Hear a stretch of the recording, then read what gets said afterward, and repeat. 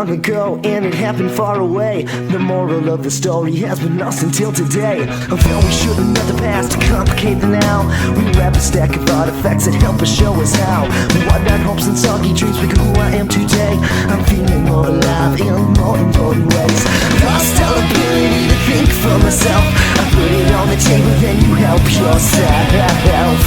Oh, wow, oh, wow. This place stinks of corruption. Shots fired confirm my assumption. Everyone is evil in their own special way.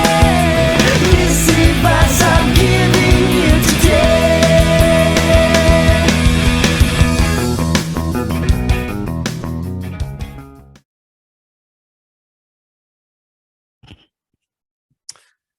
Hey everybody, Mr. Childers here. You may have noticed as we moved into the second quarter that there's been a lot more emphasis on the independent learning aspect of this course, and that's true whether you're part of the independent learning track or the normal track. By the way, neither one is better than the other. You do what fits with your learning style and your interests, but as is fitting for a college level course, more and more of the research, more and more of the learning is going to be placed in your hands. This is the debut year of classical studies at Four Corners.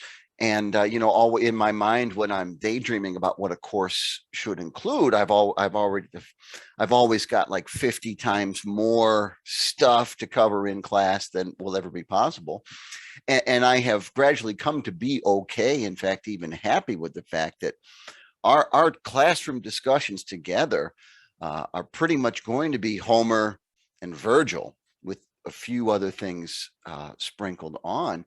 And your encounter with the historical events and historical figures of the classical world, that's going to be largely done independently through readings and through research, whether the assigned readings or the chosen readings of the independent track. What I want to reassure you, because even though this is a college course, you're not yet college students, and for many of you, it is your first college course, that working independently is not the same as working all by yourself. And there is still a community of fellow learners here working through this material with you. And I am still here and happy to offer any assistance and guidance that I can. What I want to do today in this video is walk you through, not spoon feed step by step, piece by piece, but hit some of the highlights in the current assigned reading, the material on Athens and Sparta in the Marshall Cavendish history, say a few things about that, and the assignment, the write your own quiz assignment that you're working on, maybe provide a little bit of context and clarify a few things as you move through that material. So I hope you're watching this. If you're not watching this, watch this. When you close your eyes and picture ancient Greece, if you're not picturing something mythical, I can almost guarantee you that you're picturing Athens, a single city-state.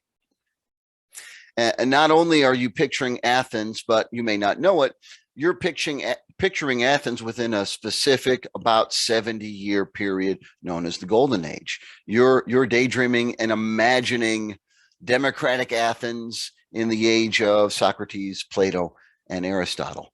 Of course, the Greek world is much larger than that. There are many poli, many city-states, and yet the dominance that Athens has on our memory, on our conception of Greece, rivaled only by the dominance of Sparta, that dominance is well earned.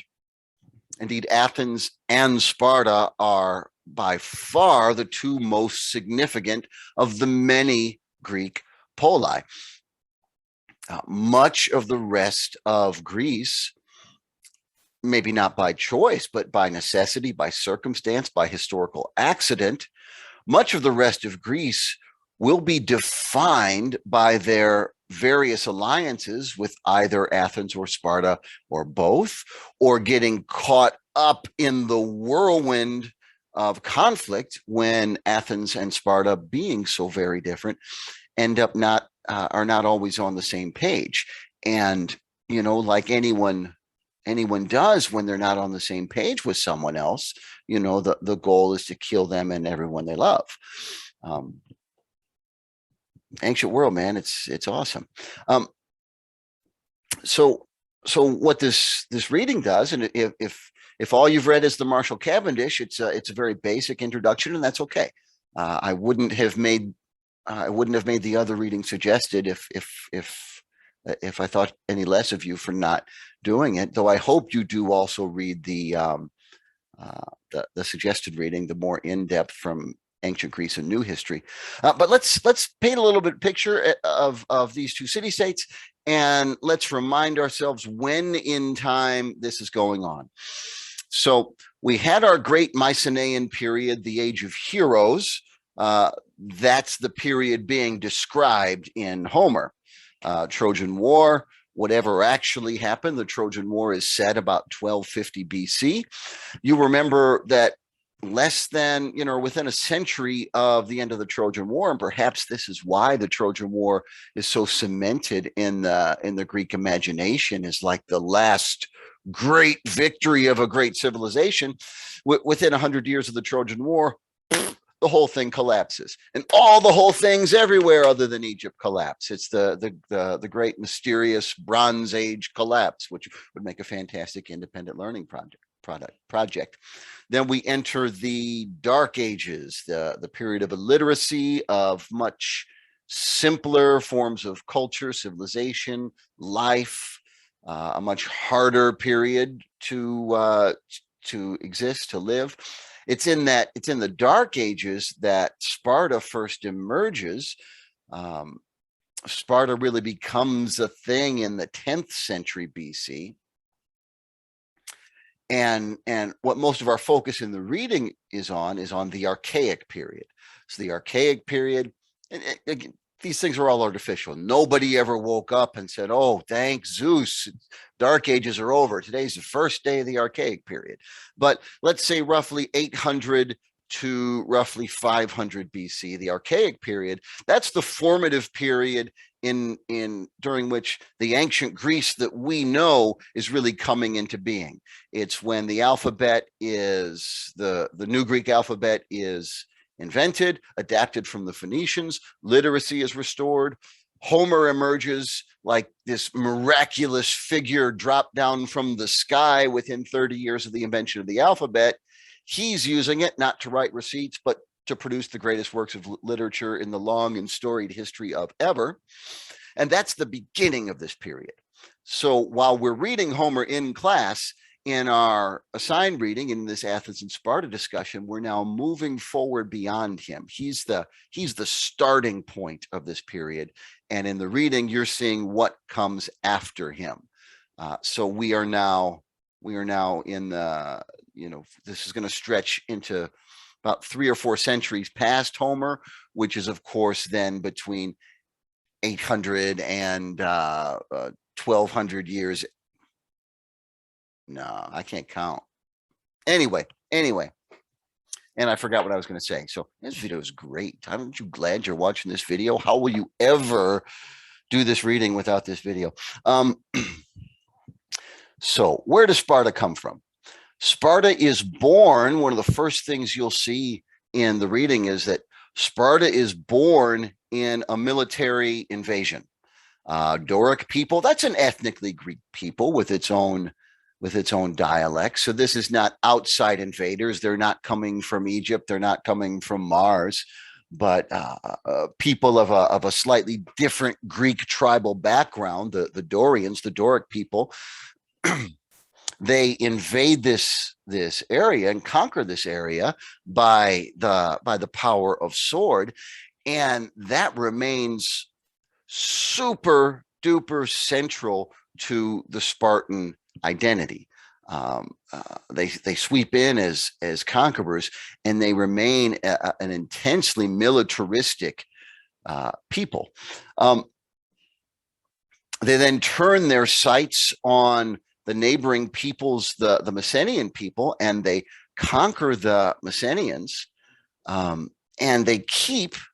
So here at the center is Sparta, which, unlike these other great city-states who are building massive structures and wallowing in wealth and in love with beauty, Sparta keeps things very, very simple and austere. You know what austere means? Austere means frugal. You know what frugal means? Frugal means austere. Yeah, you like that? They're not interested in fancy things. In fact, to this day, people use the word Spartan as an adjective to mean living very simply. And they treat the conquered outlying territory of Messenia as sort of a resource bank. Those people exist. The Messenian people, the conquered people, exist to serve the needs of the Spartans. We'll share a passage from Cavendish here. Share. The Messenians found the regime under the Spartans so oppressive that they revolted in the 7th century BC. The rising was only finally put down after decades of strife. And during this period, the Spartan poet Tyrtaeus wrote battle songs, and his verses constitute the oldest written record of Sparta's history. A few lines down, here's an excerpt from one of them. Like heavily laden donkeys, they will be forced by hard means to hand over to their masters half of what they harvest in their field. That's how the Spartans view the Messenians who they've conquered, and they develop a permanent underclass known as the Helits. And the Helits, the reading will explain to you, they're not slaves in the traditional sense, in that you or I as individuals don't own Helits, and I can't buy your Helits or sell you my Helits. The Helits are permanently stuck to the land, and they pass on to the owners of the land. And really, it's important to understand the Spartan mindset of individuality and private ownership of goods is not what Sparta is all about. If the Three Musketeers were all for one and one for all, the Sparta is all for all and all for all and one for all. See, it's a great video. You guys are so lucky that I'm making you such a great video. Your identity as a Spartan was entirely tied to the community and to your role in the Spartan community. It didn't matter what Omar wanted, or Aiden wanted, or Riyadh wanted, or Isabella wanted. It still doesn't matter what Isabella wants. But what mattered is what the city-state needed, the city-state wanted. And so these Helits are property of the city-states. Like if you've had world history class, you've studied a bit about the feudal system of the Middle Ages. So you might consider them very similar to the serfs of the Middle Ages, with even less rights. The Helits have no civil rights whatsoever, and I think that's illustrated most gruesomely in the Cryptia ritual that the reading tells you about, wherein as part of their training, young Spartan boys, not 3-year-olds, but your age and slightly younger, as part of their military training, they're sent out into the woods, into the forests, to hunt Helits for sport, to kill these people as a game, and the winner is the one who kills the most Helits. And while it's almost certain this ritual did occur, there are questions of whether it's been exaggerated. If the Helits are your slave labor force, no, you're not going to treat them good. There's no such thing as a well-treated slave, just more miserable or less miserable. But there's a limit to how many of them you can kill for sport when your economy depends on them. Nevertheless, the fact that the ritual existed at all paints a picture for you of of how any non-Spartans were treated. Now, there's a middle group between the Spartan citizens and the Helits, and that's the Periokoi, and that is, and Athens will have something similar to this too. So if you take in my humanities class, you've heard about the Athenian medics. These are foreigners, non-citizens. They're not enslaved, but they do not have the same rights as Spartan citizens. You can become a Spartan citizen, though. You can become a Spartan citizen if you want. Sometimes by joining the Spartan military and fighting, but your commitment is for years and years and years and years. Militarism is the defining characteristic of the Spartan people, and so the males, as you read, the boys are taken from the youngest age. They're removed from their families, taken away from their parents. They live in communal barracks, and they are training to be warriors, training to be soldiers. That's the one thing Sparta is good at, and they're really, really good at it. It's a life of strict discipline, of sharing everything in common, where the individuality is beaten and broken out of you. If you were a Spartan infant is born who shows physical defects, who is anything other than the ideal Spartan in their mind, well, that child's going to be put out in the forest and left to be eaten by things that eat babies. So it's a pretty brutal, a very brutal way of living. I want to share with you a description of Sparta from Thomas Cahill. He's an excellent popular historian. You know, he sort of writes history in a way that that almost sings it to you. Let me share this paragraph about Sparta with you. Landlocked Sparta, not many miles south of Athens on the Peloponnese, ruled by its Gerousia, or Council of Old Men, was an airless, artless nightmare of xenophobic military preparedness, the North Korea of its day. A Spartan boy was taken from home at age 7 and thereafter raised in barracks, directed by an older boy with whom he was encouraged to develop a permanent and ardent relationship.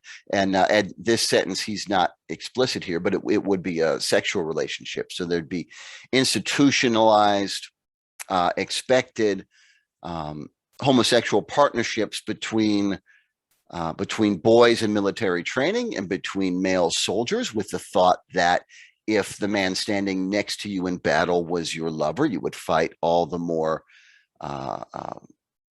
ferociously to protect him. He could neither leave the barracks nor marry till the age of 30, by which time he had become a brutal army grunt, and he could not leave the army and settle in a house of his own till the age of 60. So that's the bulk of your life is dedicated to this military service, should you happen to live that far. Black broth and much diluted wine were his daily fare through all this time. His occasional baths were cold. Girls hardly fared better, since theirs was a similar single-sex regimen, shortened only by Sparta's need to produce children. With such a regimen, it is not surprising that the city's population declined, a perilous precipitation for Sparta, which depended on an abysmally servile population of Helits, fellow Greeks who lived under permanent military occupation in the neighboring countryside and who tended the land, while Sparta's citizenry, who despised farming, trained for war. These state-owned serfs, there were 7 of them for every citizen, led comfortless lives and were perennially on the verge of revolt. Each year, the newly elected ephors, Sparta's five chief magistrates declared ritual war on the Helots, and every potential leader among them was assassinated. That's the ritual I was telling you about. Every year we go through a period, we go to war against our own slaves, kill them for sport. Sparta's teenage children were encouraged to roam in bands through the Helots' territory, ruining their pitiable compounds and spreading abject terror. Sparta needed a constant show of armed power by sufficiently massive forces just to keep its serfs in check. It was the Helots who knew what Spartan meant. Good times. Yeah. If there's a silver lining to Sparta, in this sort of a Stalinist fever dream that is Sparta, it's the women had a higher position in society than elsewhere in Greece, and by necessity, because where are the dudes? The dudes are out in war, either training for war or fighting war, from the time they're children until the time they're 60. So women are playing a lot more active role in society than in other places. They are more educated. Sparta is not the beacon of academic flourishing anyway, but they're definitely given physical training.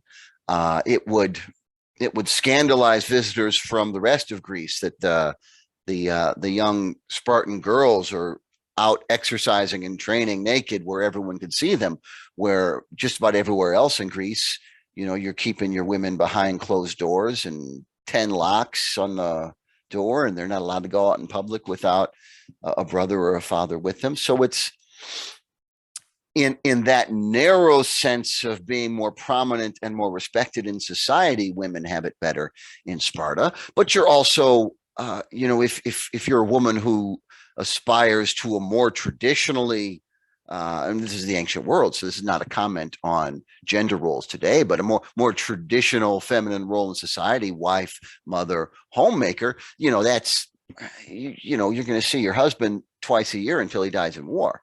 You're going to see your son twice a year until he dies in war. Of course, you might be okay with it, though. Here's, if you read the McInerney text, it had this really chilling, that's not it that I'm looking at.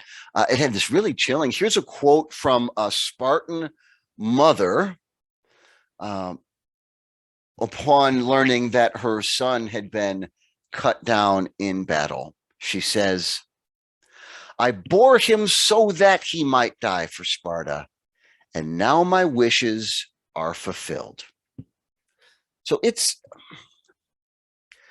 you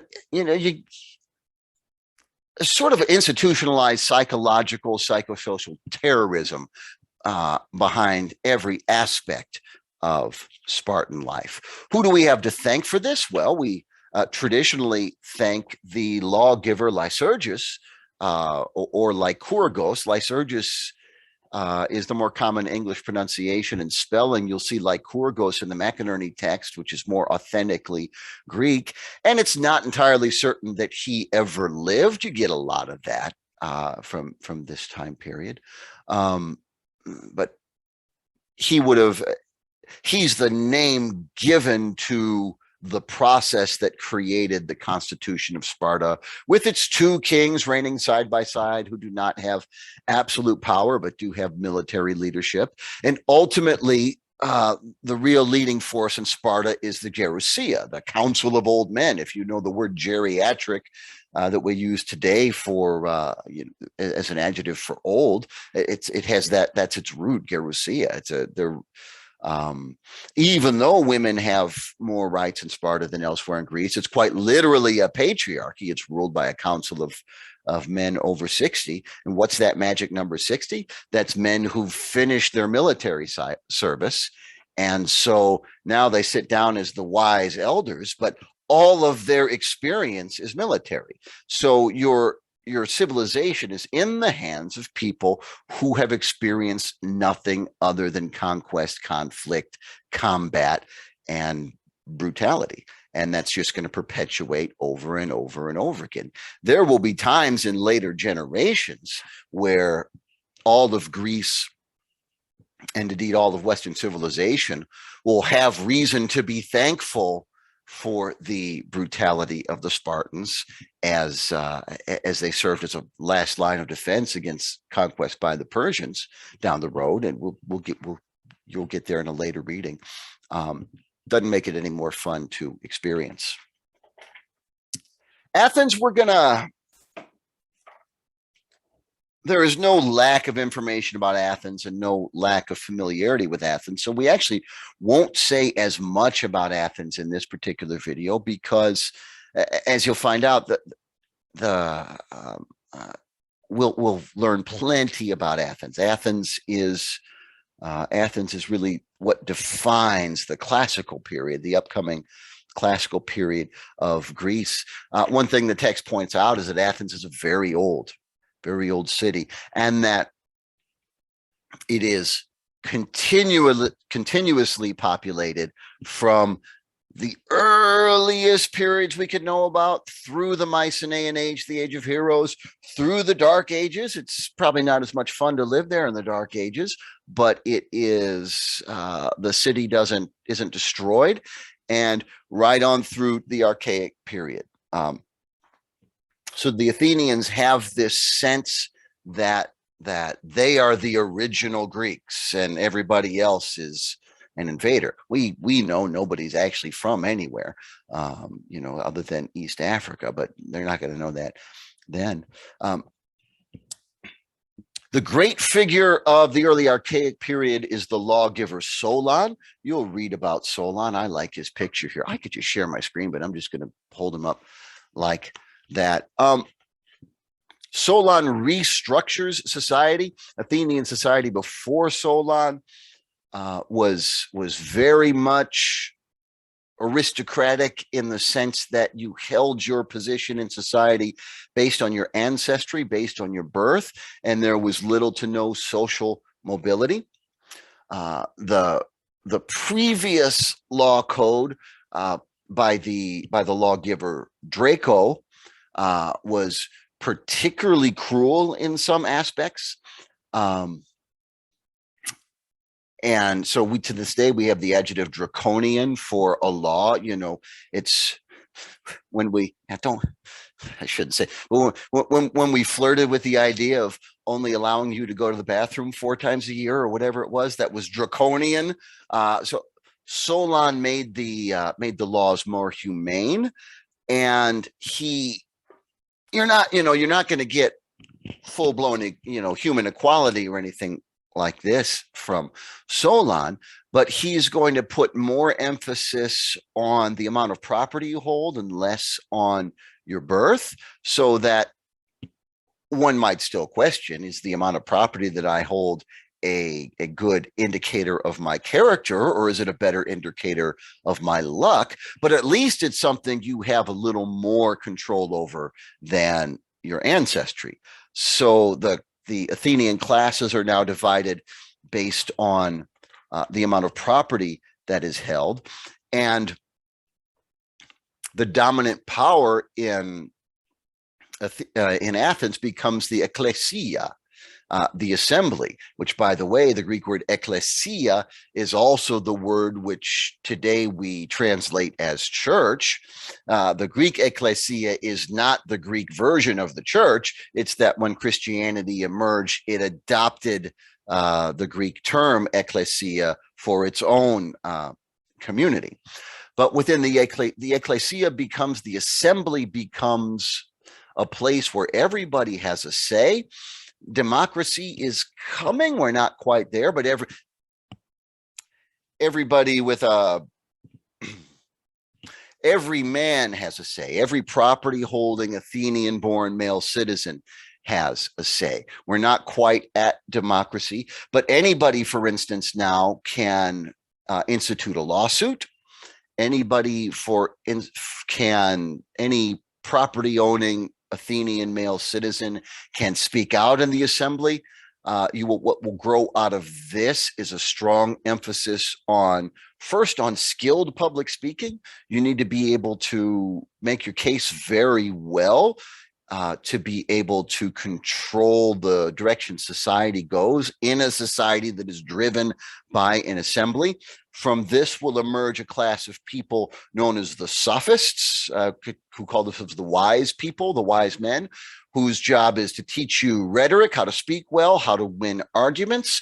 From that will come reflections on the morality of arguments and the role of reason, and it's in that context that Greek philosophy will be born. We will talk about that a little bit, or go back in time and take my humanities course. What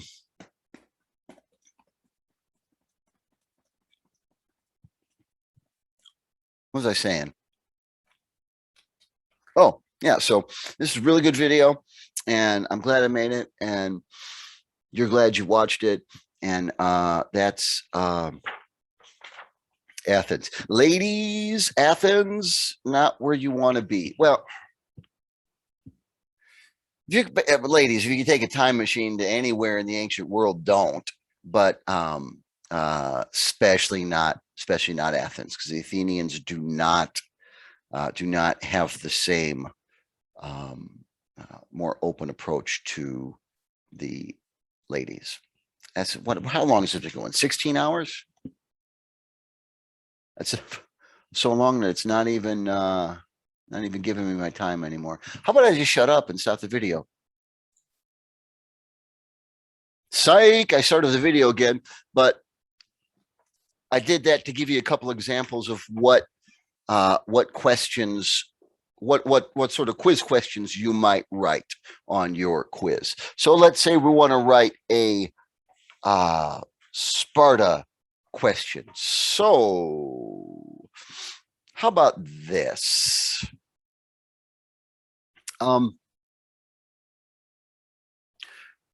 Why were the Helits essential to the Spartan economy? And you want 4 choices, so we could say choice 1, the Helits conducted all the international trade. That's a reasonable sounding answer. That's wrong, and that's what you want on a multiple choice quiz. The Helits owned all the property. That's reasonably worded for someone who hadn't read, so that one should be easier for your quiz taker to recognize is wrong. How about this? The citizens were always engaged in military activity. Yeah, so if you're, I don't know why that happened, but if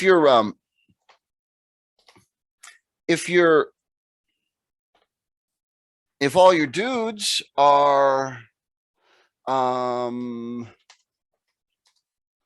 always in military training, who's gonna plow the fields? Who's gonna build the vases? So as much as you despise them, as much as you despise your Helits, as much as you sort of, and this always tends to happen with oppressors and oppressed people, as much as you tend to resent them for what you do to them.